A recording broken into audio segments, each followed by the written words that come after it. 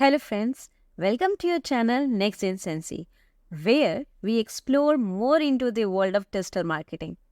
पिछले वीडियो में हमने सर्च इंजन ऑप्टिमाइजेशन के बारे में जाना था, उसके टाइप्स और टेक्निक्स के बारे में समझा था और मैंने आपसे टेक्निकल एसईओ के बारे में भी डिस्कस किया था कि ये टेक्निकल एसईओ क्या एसईओ के ही टाइप्स होते हैं या उनके टाइप्स के टाइप्स होते हैं, और टेक्निकल एसईओ इतना इम्पोर्टेंट क्यों होता है, क्या टेक्निक्स हम इसमें यूज़ करते हैं।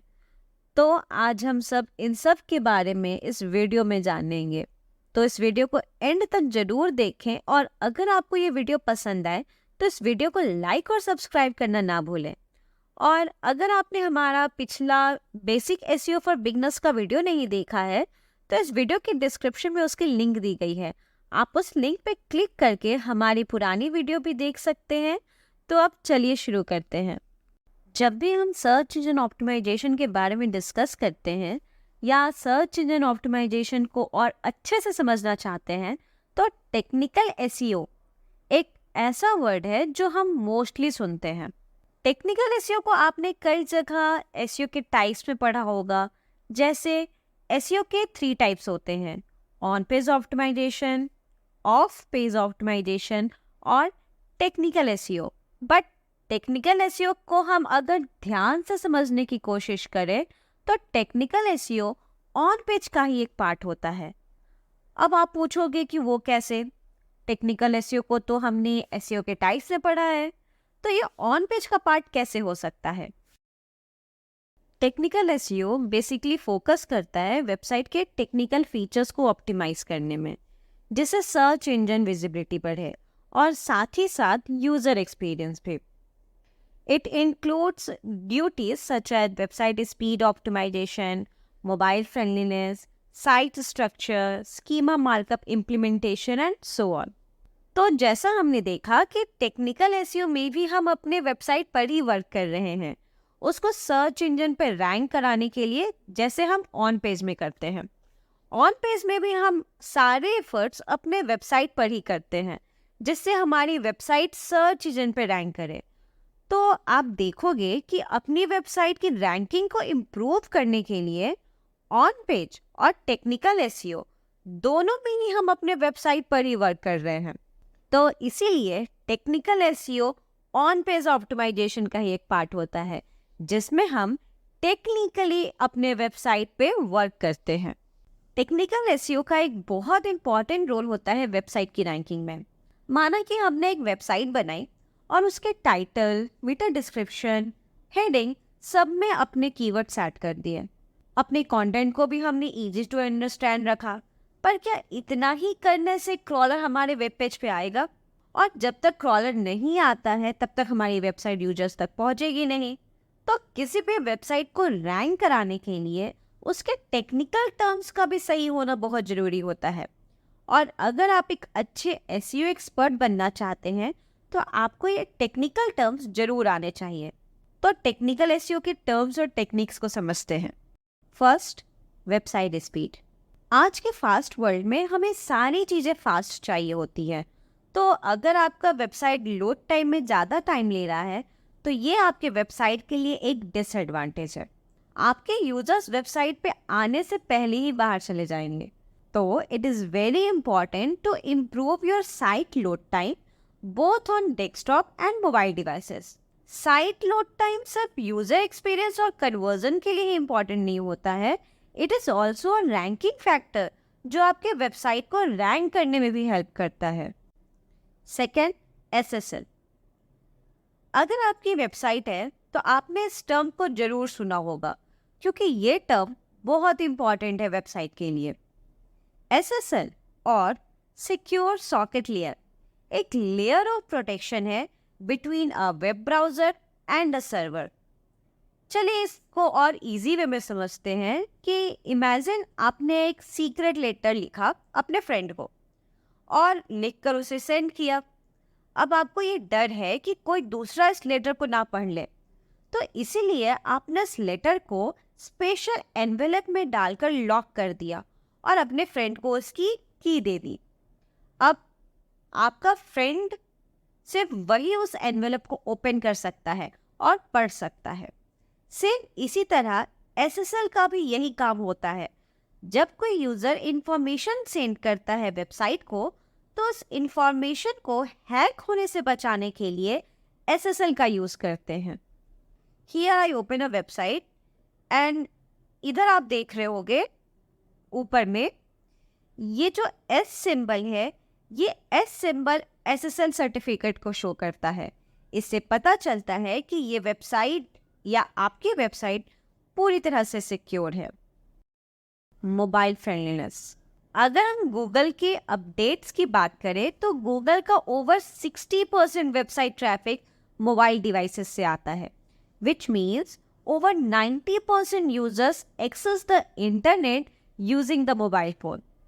इसका मतलब आपको अपने वेबसाइट को मोबाइल फ्रेंडली बनाना होगा, जिससे आपके यूजर्स को एक स्मूथ और प्लीजर एक्सपीरियंस मिल सके। Fourth, robot.txt। robot.txt और robot exclusion protocol search engines के लिए मैप की तरह काम करते हैं। ये सर्च इंजन्स के क्रॉलर्स को डायरेक्शन देते हैं कि उनको वेबसाइट के कौन से पेज को विजिट करना है और इंडेक्स करना है और किस पेज को इंडेक्स नहीं करना है। फॉर एग्जाम्पल, जैसे माना कि हम कहीं घूमने जाते हैं तो हमें डायरेक्शन दिए हुए होते हैं कि कौन सी जगह हमें विजिट करनी है और कौन से एरिया में हमें एंटर नहीं करना है। इसी तरह वेबसाइट के ओनर्स भी robot.txt का यूज क्रॉलर्स के लिए करते हैं कि उनको अपने वेबसाइट के कौन पेज को शो कराना है और किसको नहीं। Fifth, site structure and navigation. Organise your website's content with clear navigation. Means अगर आपकी वेबसाइट है और उसमें मल्टीपल पेजेस हैं, तो आपको उन पेजेस को वेल ऑर्गेनाइज्ड करना होगा, जिससे किसी भी यूजर्स और सर्च इंजन्स को रिलेवेंट इंफॉर्मेशन ढूंढने में इजी हो। फॉर एग्जाम्पल, सपोज आपकी एक डिजिटल मार्केटिंग की वेबसाइट है और एक विजिटर आपकी वेबसाइट पे आता है SEO के सर्विसेज से रिलेटेड इंफॉर्मेशन के लिए, तो साइट स्ट्रक्चर की हेल्प से विजिटर आपके मेन पेज से इजीली SEO सर्विसेज के पेज पर जा सकता है। Six, site map. Site map जैसे नाम से ही समझ में आ रहा है, ये मैप की तरह काम करता है वेबसाइट के लिए। हमारी वेबसाइट पे बहुत सारे पेजेस होते हैं और हम चाहते हैं कि मेरे उन पेजेस को क्रॉलर इंडेक्स करे। तो जितने भी पेजेस हैं जिनको हम क्रॉल कराना चाहते हैं, उन सारे पेजेस के लिंक हम क्रॉलर को प्रोवाइड करते हैं, जिससे वो मेरे उन सारे पेजेस पे आकर क्रॉल कर इंडेक्स कर सके। इसे हम बेसिकली XML साइट मैप बोलते हैं। अब हम अपनी वेबसाइट सिर्फ क्रॉलर के लिए तो नहीं बनाते, तो हम अपने यूजर्स के लिए भी साइट मैप जनरेट करते हैं, जिससे उन्हें नेविगेट करने में प्रॉब्लम ना हो। जैसे माना कोई बहुत बड़ी वेबसाइट है जिसके बहुत सारे पेजेस हैं और जिनको नेविगेट करना इजी नहीं होता, तो उसके लिए वेबसाइट पे यूजर्स के लिए भी साइट मैप जनरेट किया जाता है, जिन्हें HTML साइट मैप बोलते हैं। तो इन शॉर्ट, जो साइट मैप हम क्रॉलर के लिए जनरेट करते हैं उन्हें XML साइट मैप, और जिसे हम यूजर्स के लिए जनरेट करते हैं उन्हें HTML साइट मैप बोलते हैं। 7. Canonical tags. Canonical tags indicate the primary version of a page when multiple versions of the same content exist. Means आपने एक वेबसाइट बनाई और किसी वजह से उसके किसी पेज का कंटेंट से सेम 2-3 और पेजेस बनाए, तो उस वेबसाइट पे सेम कंटेंट के मल्टीपल पेजेस हो गए या मल्टीपल URLs हो गए, तो जब क्रॉलर आएगा तो उसे इन पेजेस पे सेम कंटेंट मिलेंगे, तो इससे डुप्लीकेट कंटेंट इशू भी हो सकते हैं। तो इसी डुप्लीकेट कंटेंट इशू को रोकने के लिए कैनोनिकल टैग हेल्प करता है सर्च इंजन्स की उसको ये समझाने में कि सारे वर्जन्स में कौन सा वर्जन मेन है या ओरिजिनल वर्जन है, और उसे उसी पेज को प्रायोरिटाइज किया जाएगा सर्च रिजल्ट्स में। 8. Schema markup. स्कीमा मार्कअप जिसे हम स्ट्रक्चर डेटा भी कहते हैं, सर्च इंजन्स को अपने कंटेंट के एडिशनल इंफॉर्मेशन देने के लिए स्कीमा मार्कअप का यूज करते हैं, जिससे वेबसाइट को सर्च इंजन रिजल्ट पेजेस पे अच्छी लीड मिल सके। रीडायरेक्टिंग। रीडायरेक्ट का यूज कॉमनली तब किया जाता है जब कोई वेब पेज किसी नए लोकेशन पे चला जाता है या डिलीट हो जाता है। तो ये रीडायरेक्ट यूजर्स और सर्च इंजन्स को डायरेक्शन देते हैं कि वो उस पेज को कहाँ ढूंढ सकते हैं। ये इंश्योर करता है कि अगर कोई पुराने लिंक पर क्लिक करता है तो वो ऑटोमेटिकली नए पेज पर चला जाए, जिससे वेबसाइट की विजिबिलिटी और उसके सर्च इंजन पर रैंकिंग दोनों मेंटेन रहे। 404, 301, 302 ऐसे कुछ रीडायरेक्ट्स के टाइप्स हैं जिनके बारे में हम अच्छे से आने वाले वीडियो में समझेंगे। 10th, bread crumbs. Technical SEO में ब्रेड क्रम्स एक डिजिटल ट्रेल की तरह काम करता है, जो सर्च इंजन्स और यूजर्स को ये समझने में हेल्प करता है कि वो वेबसाइट पे कहाँ है। जैसे अच्छे से समझे तो हमने यहाँ फ्लिपकार्ट की वेबसाइट ओपन की है और यहाँ हमने टाइप किया मेन शूज। तो आप ये ट्रेल जो देख रहे हैं, इसे हम बेसिकली ब्रेड क्रम्स ट्रेल कहते हैं।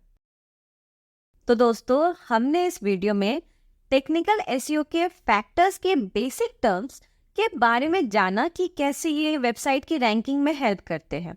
इन सारे फैक्टर्स पे इंडिविजुअली भी वीडियो आएंगी जिसमें हम डीपली इनके फैक्टर्स को समझेंगे। तो अगर आपको इस वीडियो से एसईओ के टेक्निकल टर्म्स को समझने में हेल्प मिली तो हमें कमेंट करके जरूर बताएं और इस वीडियो को लाइक करें और हमारे चैनल को सब्सक्राइब करना ना भूलें। Thank you for watching.